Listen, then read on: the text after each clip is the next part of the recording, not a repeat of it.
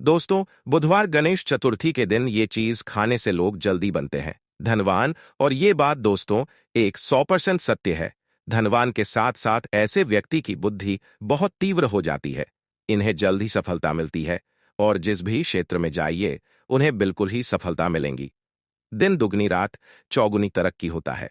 दोस्तों, ये वीडियो को देख रहे हैं तो आपको भरोसा नहीं होगा कि ऐसी कौन सी चीज है जिसे खाते हैं तो लोग के दिन दुगनी रात चौगुनी तरक्की होता है। दोस्तों, सही जानकारी, पूरी जानकारी इस वीडियो में बताऊंगा, इसलिए इस वीडियो को आपको पूरा जरूर देखना है। दोस्तों, कहावत है ना कि जैसा खाए अन्न वैसा रहे। मन अन्न का हमारे जीवन में महत्वपूर्ण स्थान है दोस्तों। इसलिए किसी कवि ने इसके बारे में लिखा है कि जैसे खाए अन्न वैसे रहें मन। तो दोस्तों, अन्न का हमारे जीवन में बहुत बड़ा महत्वपूर्ण स्थान होता है। अन्न कहीं ना कहीं ये हमारे मन पर अपने अपने औरह का प्रभाव डालता है। दोस्तों, बुधवार गणेश चतुर्थी के ही क्यों खाना चाहिए इन चीजों को जिससे हमारे जो है जीवन में प्रभाव पड़ेगा। तो दोस्तों, बुद्ध का मतलब ही समझ लीजिए। बुद्ध का मतलब होता है बुद्धि, और बुद्धि के देवता कौन है? भगवान गणेश जी। गणेश जी से हमें क्या प्राप्ति होती है? भगवान गणेश जी से हमें भौतिक सुखों की प्राप्ति होता है। दोस्तों, बुद्ध के प्रभाव के बारे में अभी तक नहीं जानते होंगे तो इस वीडियो को ध्यान से देखना। इस वीडियो में बताना चाहूंगा बुद्ध के प्रभाव के कारण हमारे जीवन में क्या घटित होता है। दोस्तों, इसलिए सभी लोगों को कहना चाहूंगा, शनि से भी ज्यादा क्रूर और शनि से भी ज्यादा खतरनाक कहे गए हैं। बुध ग्रह के प्रभाव अधिकतर लोग शनि महाराज को भी कोसते हैं कि शनि के कारण हमारे जीवन में ये परेशानी चल रही है। दोस्तों, सबसे बड़ा आप यही गलती कर बैठते हैं जिनके जीवन में, जिनके कुंडली में, जिनके भाग्य में बुध कमजोर हो, ऐसे व्यक्ति कभी भी सफल हो ही नहीं सकते हैं। तो बुध के कुछ दुष्प्रभाव, जैसे कि अगर आपके बुध कमजोर होते हैं दोस्तों, आपको छोटी छोटी जगह पे जाते वहां पे दुर्घटना होना शुरू हो जाते हैं।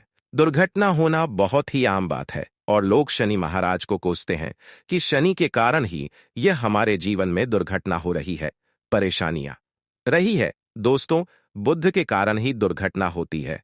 और तंत्र क्रिया, जिन्हें तंत्र क्रिया अत्यधिक लगती है, मंत्र वगैरह लगती है, टोने टोटके इत्यादि जिन पर अत्यधिक वार हो रही है, समझ जाना बुध ग्रह उनके कुंडली में बहुत ही कमजोर है।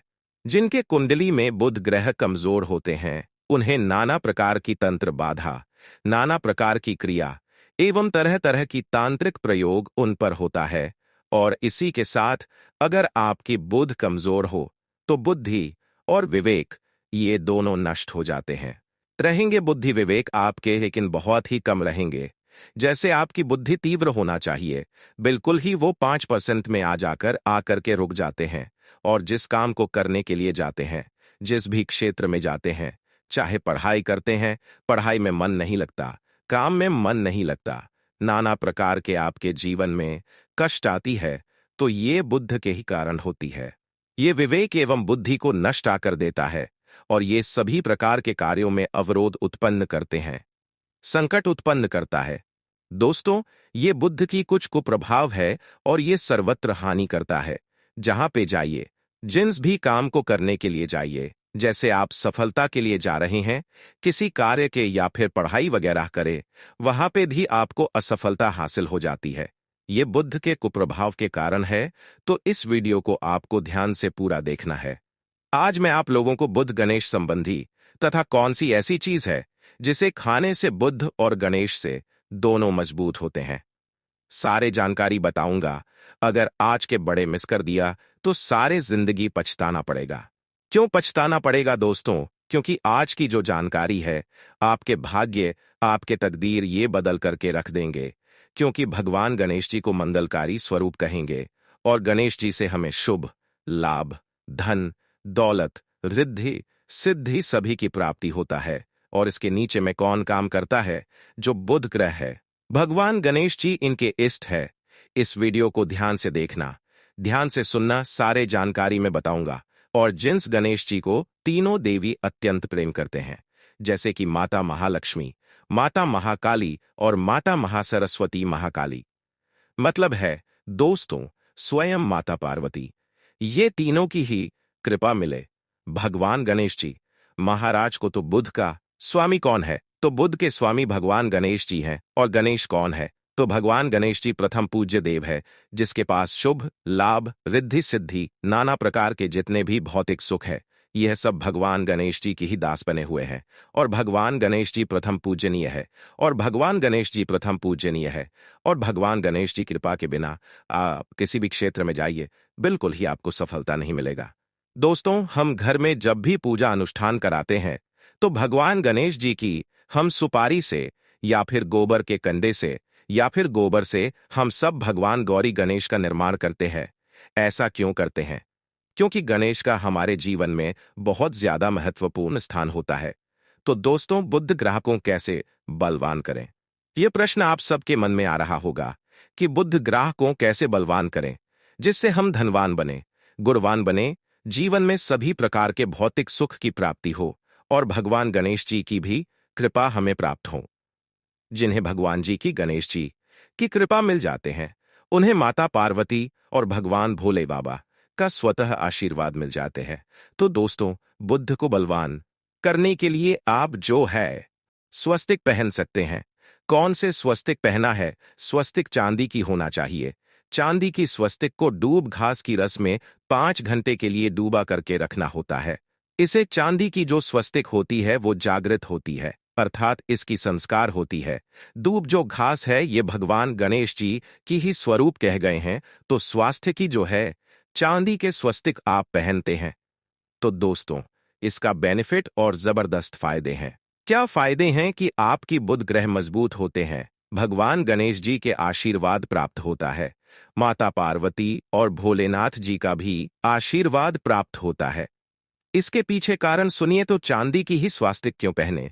तो दोस्तों, चांदी चंद्र का धातु है, अर्थात आपने देखा होगा जो चंद्रमा है, ये चांदी की धातु चंद्रमा का प्रतीक है।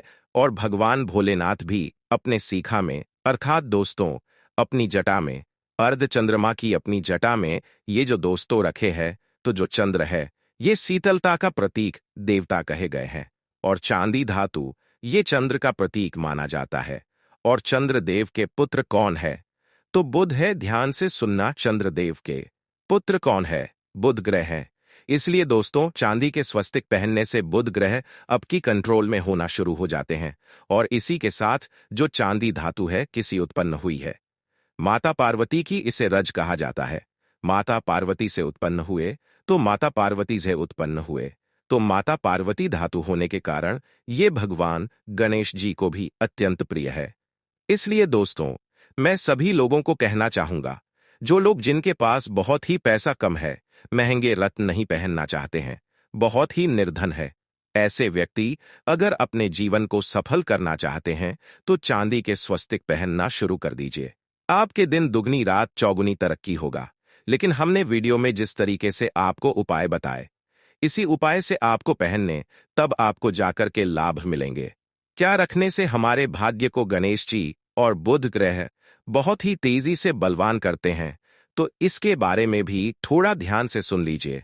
तो दोस्तों, बहुत से लोग पूछते हैं कि गुरु जी ऐसा उपाय बता दीजिए कि क्या रखे जिससे भगवान गणेश जी की हमें आशीर्वाद प्राप्त हो और हमारे बुद्धि कंप्यूटर जैसा फास्ट हो जाए, अर्थात हमारे सोचने समझने की क्षमता तीव्र हो जाए। तो कहा जाता है कि जो हरे रंग है, भगवान गणेश और हरे रंग जो है ये बुध ग्रह को समर्पित है। तो दोस्तों, हरे कलर की रूमाल रखते हैं या फिर दूब घास अपने पास में रखना शुरू कर देते हैं। दोस्तों, दूब घास भी अपना बहुत बड़ा इसका महत्वपूर्ण स्थान है। दूब घास का हमारे जीवन में आपने देखा होगा, इसका बहुत बड़ा महत्वपूर्ण स्थान है।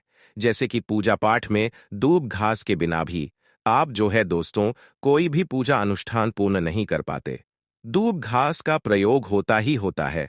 तो जिस प्रकार भगवान गणेश जी प्रथम पूजनीय, उसी प्रकार दूब घास कभी हमारे जीवन में बहुत बड़ा महत्वपूर्ण स्थान है। दूब घास को आप अपने पर्स में जागृत करके रख सकते हैं। इसे किस प्रकार से जागृत कर सकते हैं? भगवान गणेश जी को 5 दूब घास आप जो है चढ़ा दीजिए, और इसे चढ़ाने के बाद आप जो है भगवान गणेश जी से धन की कामना करें, अपने सदा पास में रहने की कामना करें, और फिर इस दूब घास को आप अपने पर्स में रखें। तो जहां भी जाइए दूब घास आपके पास में रहेंगे, तो यह भगवान गणेश जी की आशीर्वाद रहेंगे। आप चाहें तो हरे रूमाल भी रख सकते हैं, क्योंकि जो अलग अलग हैं, अलग अलग ग्रह हैं, ये अलग अलग कलरों की तरफ, अर्थात दोस्तों जो कलर है उनके तरफ ये आकर्षित होता है। तो जो बुध ग्रह है ये हरे कलर की तरफ जल्दी आकर्षित होता है। बुध ग्रह की फिर आपको औरह प्राप्त होगा। किस उपाय से गणेश जी जल्दी प्रसन्न होते हैं, आइए इस वीडियो में जानते हैं। तो दोस्तों, भगवान गणेश जी को मंगलकारी कहा गया है, इसलिए छोटे से छोटे बच्चे आपने देखा होंगे। जब गणेश जी के पर्व आते हैं तो छोटे से छोटे बच्चे भी गणेश जी को अपने घरों में बैठा करके रखते हैं, इनकी पूजा करते हैं। भगवान गणेश जी हरे वृक्ष लगाने से जल्दी प्रसन्न होते हैं। हरे कलर की वृक्ष लगाने से, वैसे सभी वृक्ष प्रायः हरे होते हैं, लेकिन हरे वृक्ष लगाने से भगवान गणेश जी जल्दी प्रसन्न होते हैं। सफेद मदार की जड़ अगर आप अपने घर में पूजा स्थान पर रखते हैं तो इससे भी भगवान गणेश जी जल्दी प्रसन्न होते हैं। मोदक चढ़ाने से भी भगवान गणेश जी प्रसन्न होते हैं, और संत सेवा करने से भी भगवान गणेश जी प्रसन्न होते हैं।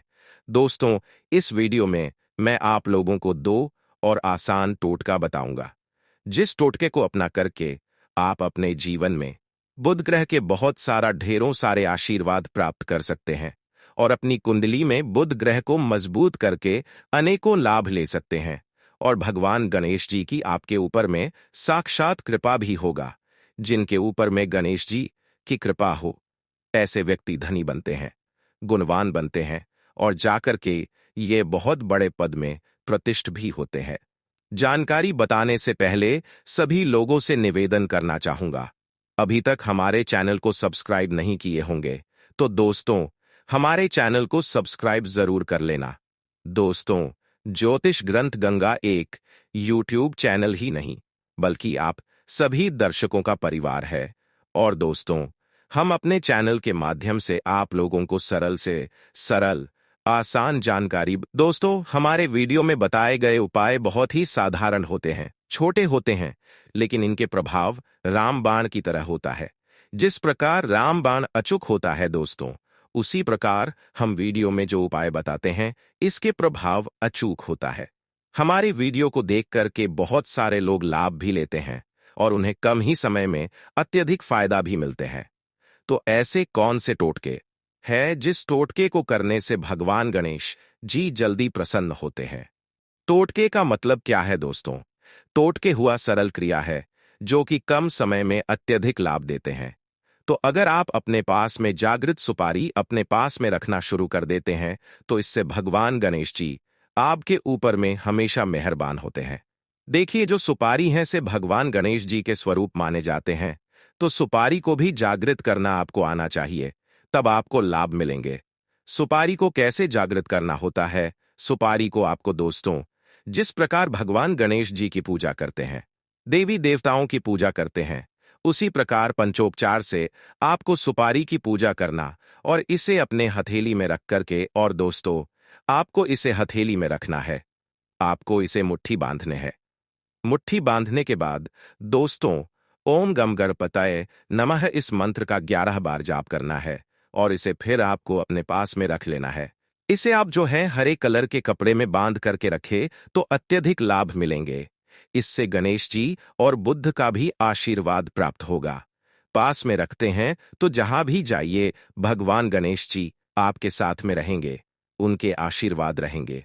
घर में स्थापित करके रखते हैं तो ये घर के आपके घर के जो ऊर्जा है उसे बढ़ाने का काम करते हैं, आपके घर में सभी प्रकार की भौतिक सुख प्रदान करते हैं। दोस्तों, ये उपाय आसान है लेकिन इनके प्रभाव अति तीव्र है। आप चाहे तो हरे मूंग की 21 दाने, बुधवार गणेश चतुर्थी के दिन हरे मूंग की 21 दाने, हरे कलर की जो कपड़े है इसके पोटली बनाना, और 21 दाने आपको इसे अपने घर में रखना है। पूजा अनुष्ठान में रखिए। आप अपने घर के द्वार पर भी बांध सकते हैं, या फिर व्यापारी स्थान है जहां पर व्यापार करते हैं वहां पे बांधे दोस्तों, आपके उन्नति 101% गारंटी है। दोस्तों 101% गारंटी है। जिनको भगवान गणेश जी के आशीर्वाद मिल जाए उनके लिए फिर कोई भी कार्य असंभव नहीं होता। अब क्या खाए जिससे हम जल्दी धनवान बने, हमारे जीवन में जल्दी से धन आए, हमें हर क्षेत्र में सफलता मिले? तो दोस्तों, हरी चीज जैसे कि हमने वीडियो में पहले ही बताया है कि अलग अलग जो ग्रह हैं उन्हें अलग अलग प्रकार के कलर रिप्रेजेंट करते हैं। जैसे कि दोस्तों जो शनि ग्रह है, इसे काले कलर की वस्तु अपनी ओर आकर्षित करते हैं। बुध ग्रह है, इसे हरे कलर की वस्तु अपनी तरफ आकर्षित करता है। तो दोस्तों जीतने भी हरी चीज है, जैसे कि पालक है, धनिया है, हरे कलर की जूस है, या फिर दिनचर्या में उपयोग किए जाने वाले जीतने भी हरी चीज है। इसका अत्यधिक उपयोग करना शुरू कर देते हैं। आप चाहे तो एक कप दूब घास की रस नित्य पीना शुरू कर दीजिए। दोस्तों आपके बुध ग्रह मजबूत हो जाएंगे। भगवान गणेश जी साक्षात आपके ऊपर में मेहरबान होंगे, क्योंकि दोस्तों जो हरे कलर है ये बुध ग्रह को समर्पित है। बुध ग्रह इसकी तरफ आकर्षित होता है। और अगर आप हमारे वीडियो में बताए गए उपाय से जैसे कि एक कप दूब घास की रस पीना शुरू करते हैं तो आपके मन शांत रहेंगे, एकाग्र रहेंगे, और आपकी बुद्धि भी तीव्र होंगे, और आपकी बुद्धि भी तीव्र होंगे, और पूर्ण रूप से आपके ऊपर में बुध का प्रभाव रहेगा। और बुध के प्रभाव आपके ऊपर में रहेंगे तो आपकी बुद्धि भी आप तीव्र हो जाएंगे। और जिनकी बुद्धि तीव्र हो, फिर ऐसे व्यक्ति के जीवन में धन दौलत इनके दास बन जाते हैं।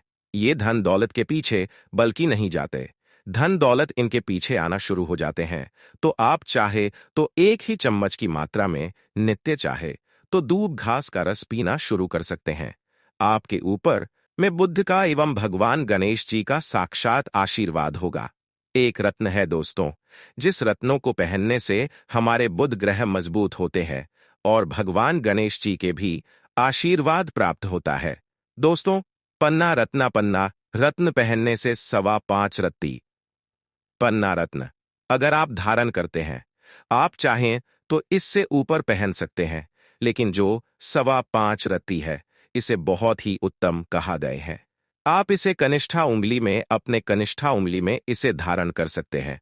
आप चाहें तो इसे एस्ट्रोलॉजर के पास में भी पूछ करके धारण कर सकते हैं। बुधवार गणेश चतुर्थी के दिन 5.25 रत्ती पन्ना रत्न पहनने से दिन दुगनी रात चौगुनी तरक्की होता है। धन दौलत भौतिक सुखों की प्राप्ति होती है, लेकिन दोस्तों हमारे कर्म भी अच्छे होना चाहिए। तो इस वीडियो में मैं आप लोगों को अच्छे अच्छे बुधवार गणेश चतुर्थी संबंधित भगवान गणेश संबंधित जानकारी बताया हूं। दोस्तों इस जानकारी से आपके भला जरूर होगा। अगर आपको यह वीडियो अच्छी लगती है, हम चाहते हैं कि इस वीडियो से लोगों का भला हो सकता है। दोस्तों इस वीडियो को जन कल्याण के लिए आगे जरूर शेयर करना। आपके एक शेयर किसी के लिए अमृत जैसा हो सकता है। और कमेंट बॉक्स में श्री गणेशाय नमः जरूर लिखना। तो दोस्तों की जानकारी बस इतना ही, मैं जल्द जुड़ूंगा आप सभी से किसी नए और अच्छे जानकारी के साथ। वीडियो देखने के लिए धन्यवाद, नमस्कार। दोस्तों आज हम बात करेंगे गणेश चतुर्थी के बारे में। गणेश चतुर्थी का पर्व भक्त धूमधाम से मनाते हैं, और मनाया भी क्यों ना जाए, क्योंकि गणपति बाप्पा को कहा गया है कि विघ्नों को हरने वाले, कष्टों को हरने वाले और सुख को लाने वाले श्री गणेश जी हैं, और इनका आगमन होने जा रहा है। इनका आगमन भक्तों के लिए अति उत्तम, अति शुभ होता है। ऐसी मान्यता है शास्त्रों में कि यदि घर में किसी प्रकार की समस्या है या फिर किसी मनोकामना की पूर्ति के लिए आप गणेश स्थापना करते हैं, पूजन करते हैं, तो निश्चित रूप से वो काम ना गणेश जी पूर्ण कर देते हैं। शास्त्रों की मान्यता ऐसी है कि भाद्रपद की चतुर्थी को गणेश जी को लाया जाता है और अनंत चतुर्दशी को इनका विसर्जन किया जाता है। इस बीच की तिथियों में गणेश जी की पूजा आराधना बड़ी धूमधाम से की जाती है। इनको दूर्वा अर्पित की जाती है, मोदक इत्यादि का भोग लगाया जाता है। दोनों समय की विशेष पूजा आरती की जाती है और अंत में अनंत चतुर्दशी के दिन इनका विसर्जन किया जाता है। शास्त्रों में ऐसी मान्यता है कि गणेश जी को अपने घर में लाकर विधिवत उनका पूजन और सेवा करने से हमारी मनोकामनाएं पूर्ण होती है। तो विद्या बुद्धि के दाता श्री गणेश जी का आगमन होने जा रहा है। दोस्तों, इनको लाने का जो विशेष समय होता है या फिर इनको स्थापित करने का विशेष समय होता है, वो दोपहर का समय होता है। कारण यह है कि इनका जन्म हुआ था दोपहर के समय, तो इसलिए ये उत्सव दोपहर में ही मनाया जाता है। विशेषकर स्थापना जो होती है वो दोपहर में ही होती है। गणेश जी की मूर्ति से जुड़ी बहुत सारी कुछ बातें हैं जो कि जानना अत्यंत आवश्यक है।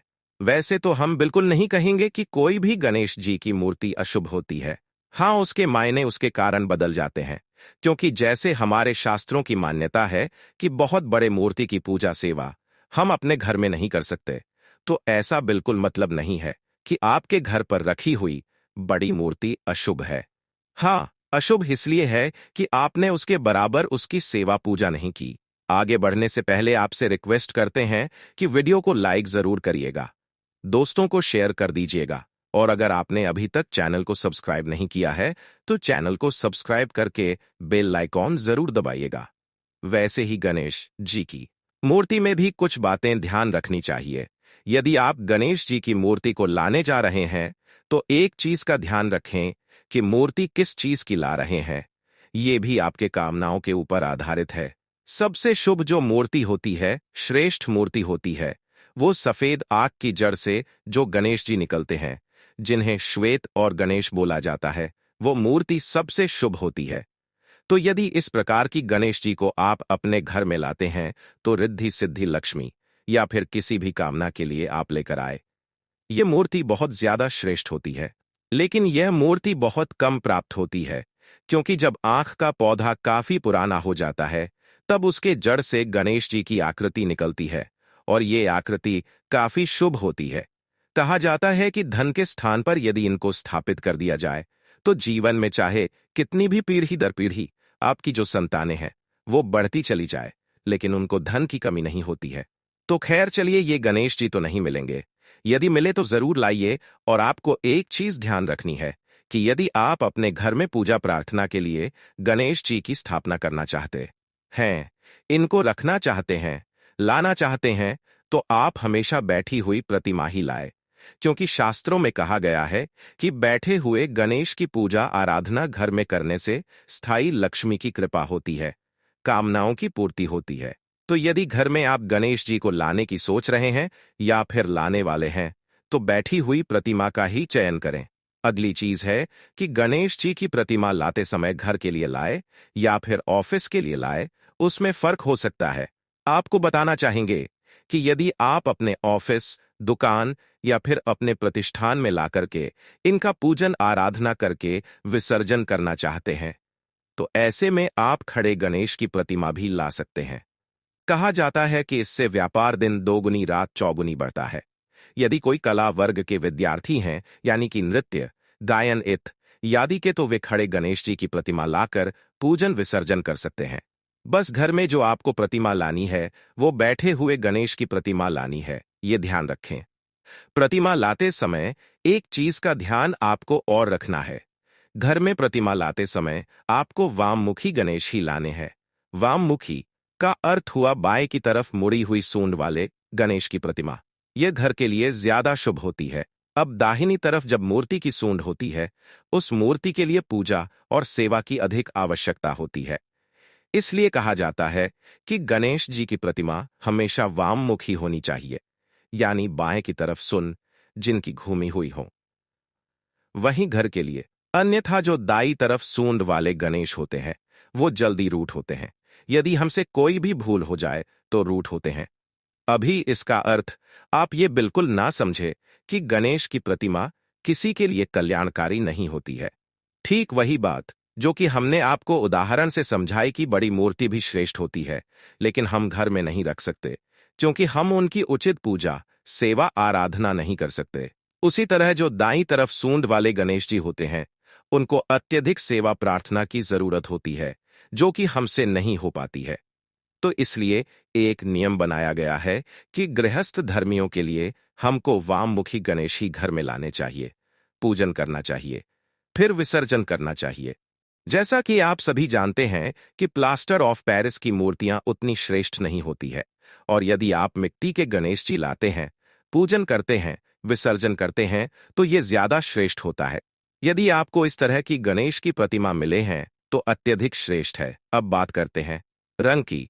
किस रंग की गणेश जी की प्रतिमा लाना आपको बहुत शुभ होगा? तो देखिए, केसरिया रंग के गणेश की प्रतिमा लाते हैं तो सर्व सुखदायक केसरिया रंग के गणेश होते हैं। दूसरी चीज, हरे रंग के गणेश की प्रतिमा भी रखी जाती है। अलग अलग कामनाओं के लिए अलग अलग तरह के गणेश की प्रतिमा रखी जाती है।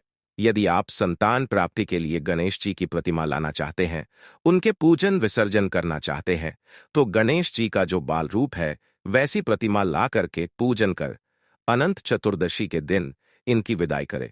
इनका जल में विसर्जन करें, इस बात का ध्यान रखें। और यदि आप घर में मूर्ति रखना चाहते हैं तो बहुत छोटी सी 3 इंच से छोटी सी मूर्ति घर में लाकर के घर के मंदिर में स्थापित कर सकते हैं, तो आप ऐसा ही करें। गणेश जी की स्थापना की बड़ी साधारण सी विधि है। सबसे पहले तो आप मंदिर के बाहर बैठ जाएं। मंदिर में तो बहुत सारी मूर्तियां होती है, लेकिन आपको मंदिर के जो देवता हैं उनसे अलग रख करके यदि आपने चौकी लगाई तो ये ज्यादा श्रेष्ठ माना जाता है, क्योंकि आपने अलग से कोई बड़ा अनुष्ठान किया है। इसलिए आपको अलग से लाल रंग का कपड़ा किसी चौकी पर बिछा करके उस पर आपने जो नई मूर्ति प्रतिमा लाई है या फिर आपके घर में जो पड़ी हुई प्रतिमा है, आप उनको भी बहुत अच्छी तरह से साफ करके, यदि धातु की प्रतिमा है तो स्नान वगैरह कराएं, और यदि फोटो है तो भी आप उसकी स्थापना कर सकते हैं। घर में पड़ी हुई मूर्ति की भी आप स्थापना, पूजा इत्यादि कर सकते हैं। और नई मूर्ति लाते हैं तो भी आप उनकी पूजा स्थापना जरूर करें। और आपको कलश जरूर रखना है। कलश आप सभी जानते हैं, कलश में ही हम देवताओं का आह्वान करते हैं। तो कलश रखने की विधि इस प्रकार है कि नीचे चावल का अष्टदल कमल बना लें, या फिर यदि आपके घर में बहुत चूहे हैं तो चावल का ना बनाकर आप थोड़ा सा रोली और हल्दी मिलाकर के बना लें और ओम बना लें।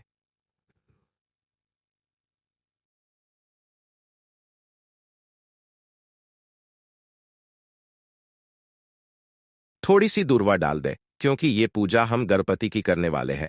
दुर्वा जहां होती है वहां शुभता आती है। उसके बाद आपको क्या करना है? कलश रखने के बाद गणपति की पूजा में यदि मूर्ति धातु की है तो आप उनको स्नान कराएं, पंचामृत से स्नान कराएं, और उनको चंदन इत्यादि और धूप दीप दिखाना, जो साधारण विधि होती है। उस प्रकार आपको पूजा आराधना करनी है। अब बारी आती है गणेश जी को वस्त्र अर्पित करने की। मूर्ति आप लाए हैं, बड़ी मूर्ति है, तो आप उनके लिए कोई बड़ा सा कपड़ा, जैसे कि लाल रंग का, पीले रंग का कपड़ा लेकर आए, या फिर रेडीमेड वस्त्र भी मिलते हैं। तो जैसी आपकी क्षमता है वैसे गणेश जी को वस्त्र लाए कुछ नहीं कर सकते हैं, तो मौली धागा, जिसको हमारे शास्त्रों में वस्त्र का स्वरूप मानकर देवताओं को अर्पित किया जाता है, तो वो भी अर्पित कर सकते हैं। और अंत में गणेश जी को मुख शुद्धि के लिए 5 जरूर अर्पित करें, क्योंकि गणेश जी को यह विशेष प्रिय होता है, तो आप उनको 5 जरूर अर्पित करें। पान में आप एक पान का पत्ता ले लें, 2 लौंग, 2 इलायची रख करके, और जब गणेश जी का पूजन हो जाए उनको भोग लगाएं। भोग में आपको पता है गणेश जी को लड्डू, मोदक इत्यादि बहुत पसंद है। आप घर में विशेष प्रिय व्यंजन बनाकर के भी इनको भोग लगा सकते हैं। पूरे दिन यदि आप घर में व्यंजन बनाकर भोग लगाते हैं तो वो बहुत शुभ होगा। पूरे दिन का अर्थ यह बिल्कुल नहीं है। जितने दिन गणेश जी की स्थापना होती है, आपको उतने दिन के लिए ही गणेश जी को लाना है। आप 1 दिन के लिए भी ला सकते हैं, 3 दिन के लिए, सवा दिन के लिए, 5 दिन के लिए, सवा 5 दिन के लिए भी गणेश ला सकते हैं। और 1 दिन के लिए भी आप गणेश जी की पूजा कर विसर्जन कर सकते हैं। इनकी यदि छोटी मूर्ति है तो आप घर में भी इन्हें रख सकते हैं। तो बस 1 दिन के लिए भी आप ये कर सकते हैं। जितनी भी आपकी इच्छा हो और पूर्ण विधि विधान से करना चाहते हैं, तो अनंत चतुर्दशी के दिन गणेश जी का विसर्जन होगा। इस समय में आप कभी भी गणेश जी की स्थापना करें, इससे पूर्व ना करें, क्योंकि गणेश चतुर्थी की जो स्थापना पूजा होती है वो दोपहर में होती है, क्योंकि गणेश जी का जन्म दोपहर में हुआ था, इसलिए ये पूजा दोपहर में ही होती है। तो इस प्रकार से गणेश जी की पूजा कर लेनी है और उन्हें दूर्वा की माला अर्पित करें। यदि कोई विशेष कामना है तो दूर्वा की माला जरूर अर्पित करें, जैसे कि थोड़े थोड़े दूर्वा की गांठें लें और इनको एक मौली में या फिर सफेद धागे में बांध लें और बांधकर गणेश जी को अर्पित करें। कहा जाता है कि किसी भी कामना के लिए यदि गणेश जी को 10 दिनों तक दुर्वा की मालाएं अर्पित की जाती है तो गणेश विसर्जन से पूर्व आपकी कामनाएं पूर्ण हो जाती है। बच्चे का मन यदि पढ़ाई में नहीं लगता तो रोज गणेश जी को भोग स्वरूप हरी इलायची चढ़ाएं और हरी इलायची चढ़ाकर अपने बच्चे को प्रतिदिन चाय में, दूध में, किसी भी चीज में डालकर खिलाएं। इससे बच्चा कुशाग्र बुद्धि का होता है। दूसरी चीज है कि प्रसाद जब भगवान को अर्पित करें तो घर के लोगों को भी प्रसाद बांटे। अगली चीज ये भी है कि आप गणेश अथर्वशीर्ष का पाठ करें। यदि बच्चे का दिमाग पढ़ाई में कम लगता है, इधर उधर ज्यादा लगता है, तो ऐसे बच्चे से गणेश अथर्वशीर्ष का पाठ कराएं। नहीं करा सकते तो घर में सुबह सुबह गणेश जी के मंत्र, गणेश जी के आरती, गणेश अथर्वशीर्ष इत्यादि मोबाइल में या किसी चीज में चलाकर छोड़ दें। पूरे परिवार में एक भक्तिमय माहौल 10 दिनों तक बना रहना चाहिए और आप यह नहीं कर सकते हैं तो कम से कम एक दिन तो आपको इसका पालन करना ही चाहिए। अगली चीज बता दें कि आपको गणेश जी की पूजा कर विसर्जन करने से पूर्व एक चीज और करनी है कि आपको ढेर सारी इलायची अर्पित करनी है। यदि आपके कोई कार्य नहीं बन रहे हैं तो आपको कम से कम 2151 इतनी इलायचियां गणेश जी को अर्पित करके अपने पास रख लेनी चाहिए। जब आप किसी जरूरी काम के लिए जाते हैं तो इस इलायची को अपने पर्स में डाल लें। और बच्चे का मन पढ़ाई में नहीं लगता है या फिर कभी कभी बच्चे हमारा कहना नहीं मानते तो ऐसी स्थिति में उसी इलायची को बच्चे को प्रतिदिन खाने को दें।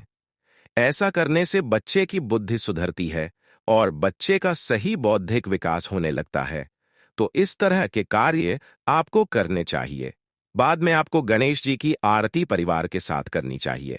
तो उम्मीद करते हैं कि हमने सारी विधि या और सारी बातें जो आपको जाननी आवश्यक थी वो सब कुछ बताया।